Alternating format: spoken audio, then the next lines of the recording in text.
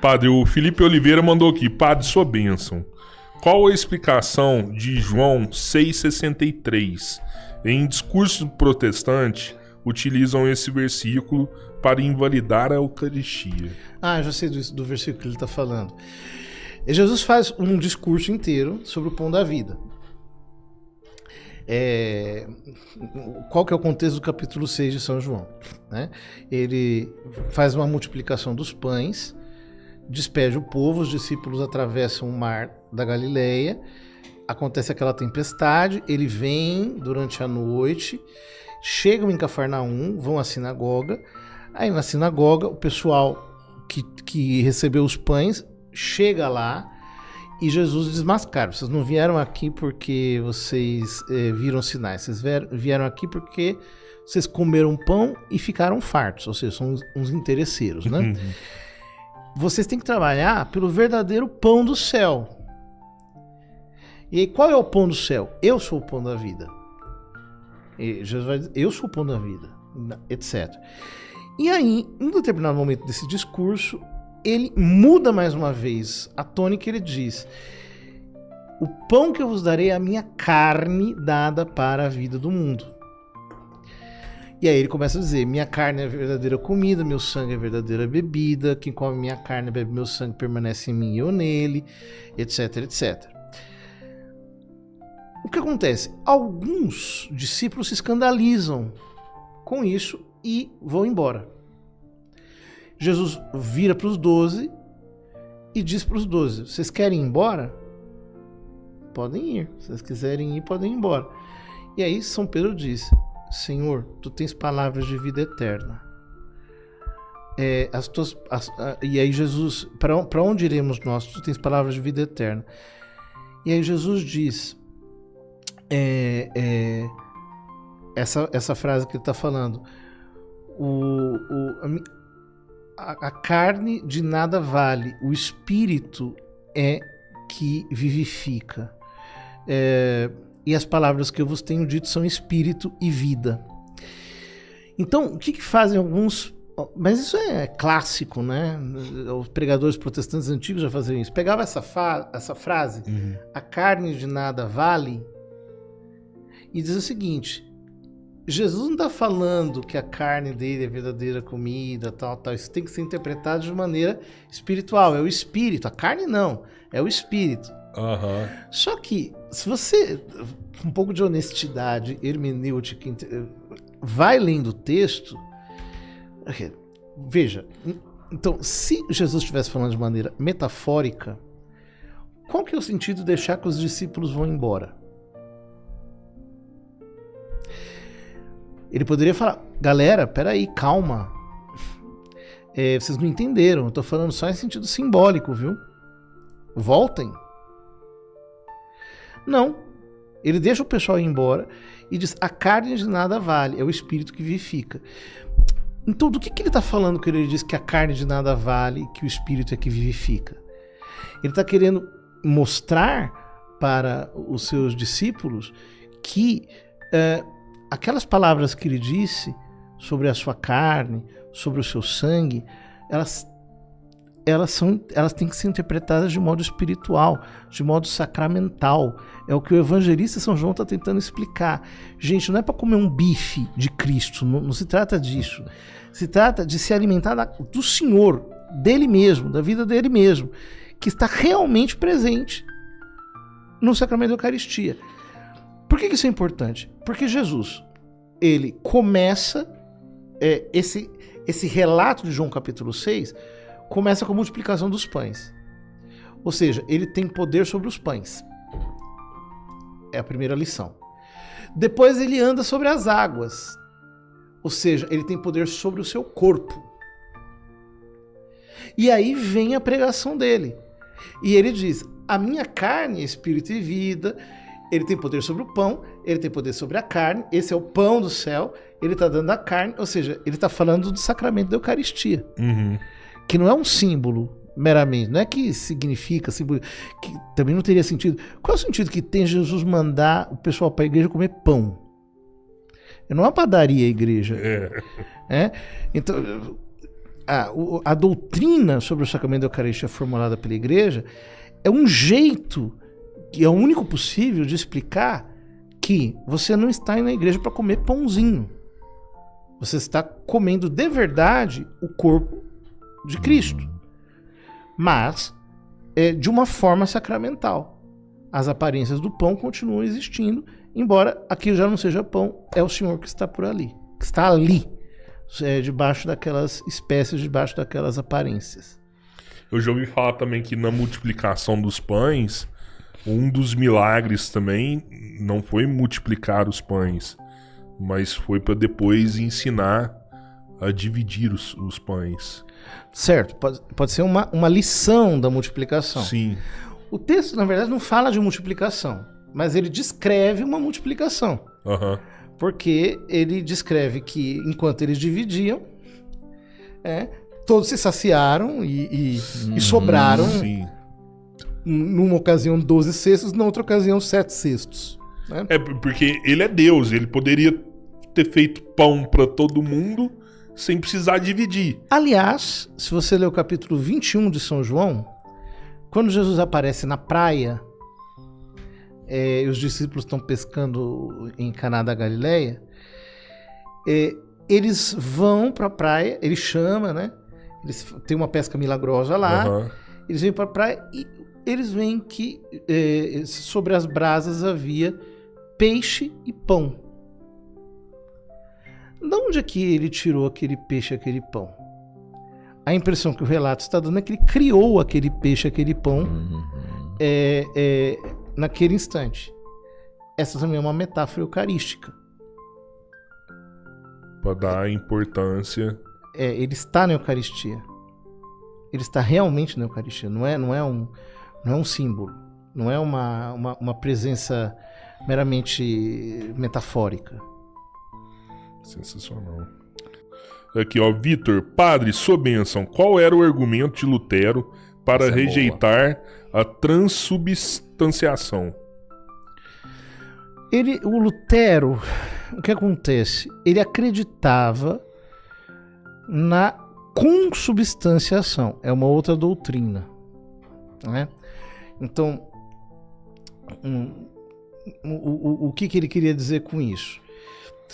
Enquanto a Igreja Católica defende que a substância do pão se torna a substância do corpo de Cristo, Lutero acreditava que não, a substância do pão continuava existindo, mas junto com a substância do pão continuava existindo o corpo de Cristo. O corpo de Cristo está com o pão. Mas, para todos os efeitos, você está comendo pão, né? Sim. Então, mas era o modo de Lutero entender. Né? E de rejeitar. Ele rejeitava a missa como sacrifício, ele rejeitava o sacerdócio ministerial e assim por diante. Padre, tentaram matar Jesus algumas vezes, mas não conseguiram porque ele ainda não tinha assumido os nossos pecados. Não é verdade. Não? Então, assim, é uma pergunta, essa é a dúvida. O sofrimento de Jesus no horto, quando ele soou o sangue, foram os nossos pecados no corpo dele? Não. Veja bem, não conseguiram matar Jesus antes do tempo porque não era sua hora. No capítulo 10 de São João, Jesus diz assim: ninguém tira minha vida, eu a dou por mim mesmo. Então, chegou a sua hora. A oração no Horto das Oliveiras é uma oração em que todo o mistério da paixão recai sobre o Senhor. Então vocês imaginam o seguinte: as pessoas dizem que a morte física é o pior sofrimento, mas não é verdade. O pior sofrimento é a morte da alma, a morte espiritual. Há muitas pessoas que morreram com medo de morrer,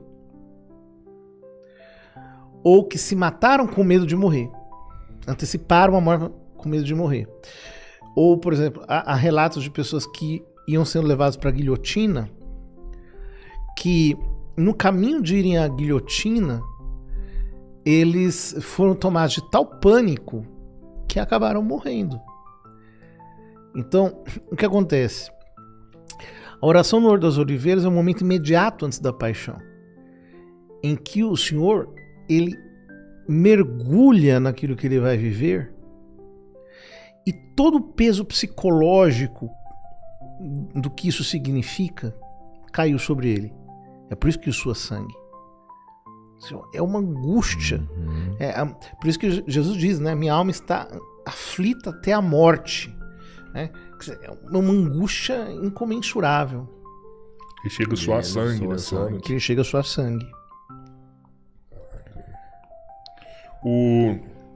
Padre, se possível, eu poderia explicar a questão do purgatório, que tem base bíblica, mas muitos protestantes se negam a entender. A questão do purgatório é uma questão relativamente simples. Se você pegar Lucas no capítulo 12, ali tem a parábola do servo fiel. Pedro pergunta, Jesus conta a parábola do servo que não esperou o seu senhor voltar, que começou a maltratar os empregados. E aí Pedro diz: tu contas essa parábola para nós ou para os outros? Jesus responde: quem é o servo fiel e prudente a quem o Senhor confiou sua família? Se tal servo não esperando o seu senhor voltar, começar a bater nos empregados e a torturá-los, o Senhor, quando voltar, irá parti-lo ao meio. Essa é a condenação eterna. Aqueles servos que tiverem desobedecido o seu senhor receberão muitas chicotadas.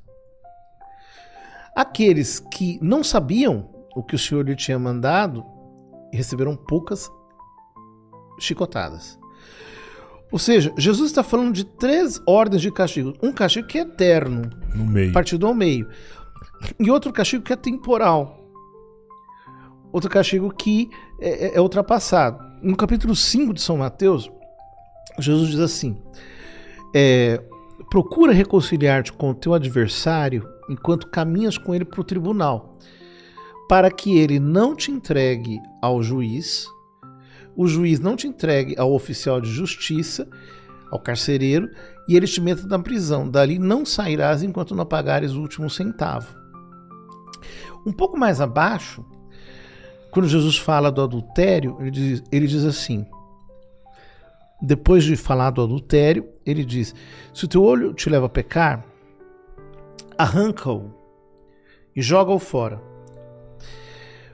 Porque é melhor entrar no reino dos céus sem um dos olhos do que tem dos 2 olhos e ir para a geena. O que acontece? Se você perguntar a um judeu o que eles entendem por geena, eles entendem como uma espécie de pena temporária. O inferno na concepção judaica é exatamente o que a igreja ensina que é o purgatório. Eles não acreditam no inferno eterno. O inferno eterno é uma revelação do Novo Testamento. Então, quando Jesus diz ali, de lá não sairás até pagares o último centavo, depois ele fala logo abaixo sobre a geena, etc. tal, ele está trafegando nesse âmbito de compreensão tipicamente judaica. Aliás, o capítulo 5 de São Mateus é o que contém o comentário de Jesus à lei de Moisés. Então ele está se movendo no âmbito estritamente judaico. Então, uma leitura mais profunda do Novo Testamento já mostra que essas realidades estão ali reveladas. É tão simples, por que tanta dúvida em cima disso, né? O pessoal não estuda. Deve ser, né? Tem mais algo aí, Cabeleiro? Não. Deu, né? Ô, padre, tem alguma parte da Bíblia, assim, que te toca mais? Muitas. Pode falar uma aí pra gente... Olha, eu gosto demais da primeira carta de São João. O que nela é falado? Ela é uma espécie de síntese da espiritualidade profunda do Novo Testamento. Eu acho ela maravilhosa. Mas assim, os escritos do Novo Testamento, para mim, é muito difícil dizer. Eu já me fiz essa pergunta muitas vezes. Se alguém me perguntasse qual que é o meu livro do Novo Testamento preferido, eu não sei. Por exemplo, a carta aos Hebreus, é maravilhosa. Mas ao mesmo tempo, a carta aos Efésios, Colossenses e Filipenses, mas Efésios é uma espécie de Everest.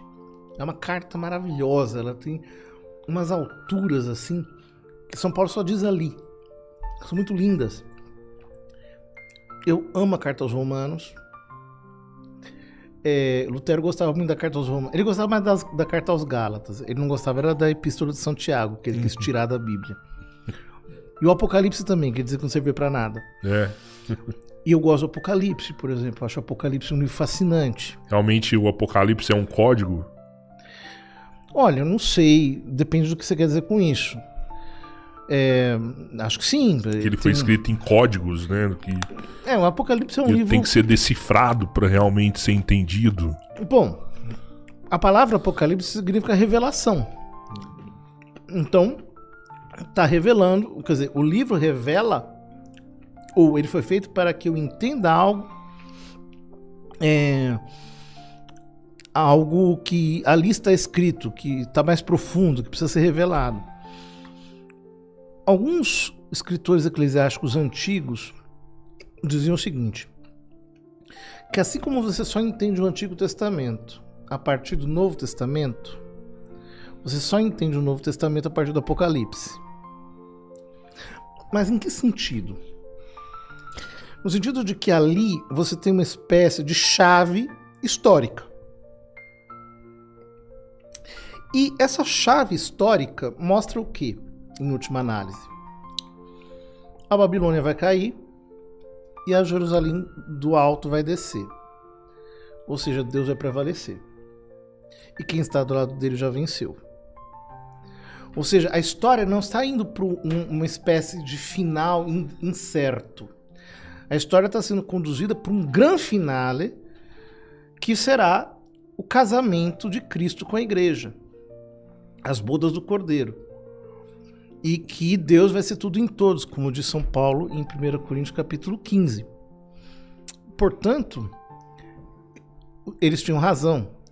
Porque se eu estou aqui lutando por Cristo, vivendo as bem-aventuranças, não é fácil. Bem-aventurados os pobres em espírito, porque deles é o reino do céu. Bem-aventurados que choram, porque serão consolados. Bem-aventurados os mansos, porque possuirão a terra. Bem-aventurados os misericordiosos, porque alcançarão misericórdia. E assim por diante. Eu estou lutando para viver isso, sem saber quem é que vai ganhar no final. É terrível. Não dá. Mas se eu já sei que quem vai ganhar no final é Deus, e que o Cristo já venceu, e que ele está sentado à direita de Deus Pai, e que ele vai voltar para julgar os vivos e os mortos. O mundo inteiro vai ser julgado por um só homem. Quando eu entendo isso, então eu passo por tudo. Eu passo por tortura, por martírio, por calúnia, por difamação, e eu saio inteiro disso daí. Inteiro. Porque eu sei que ele já venceu. Ele está jogando no time certo. E eu sei que o diabo sabe que ele já perdeu. Que ele não vai derrubar Cristo do seu trono. Então por que tenta? Porque o único modo do diabo vencer é impedindo você de ir para o céu. É uma derrota, mas ele não quer essa derrota sozinho. Ele é ódio puro.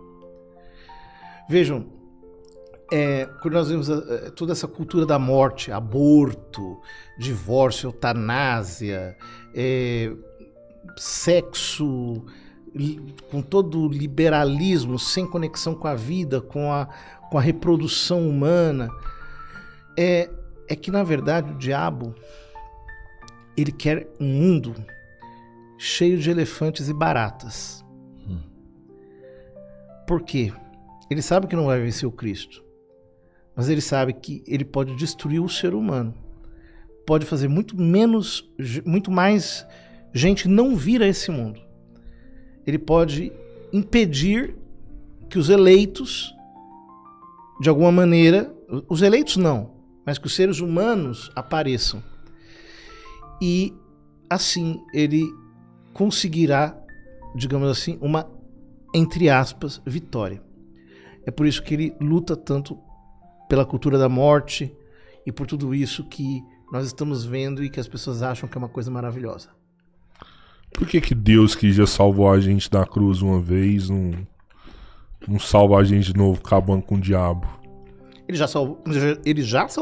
Já tá salvou salvo, da gente uma vez. Porque... Não, mas nós já tá salvo aí. Só Porque que veja a escolha bem, o livro do Apocalipse diz que o Cordeiro foi imolado antes da fundação do mundo. Em que sentido? No sentido de que quando Cristo morreu, o autor da carta aos Hebreus diz que ele se ofereceu ao Pai pelo Espírito Eterno. Ou seja, aquele instante da sua morte, ele transcende a história inteira. Ele abarca a história inteira.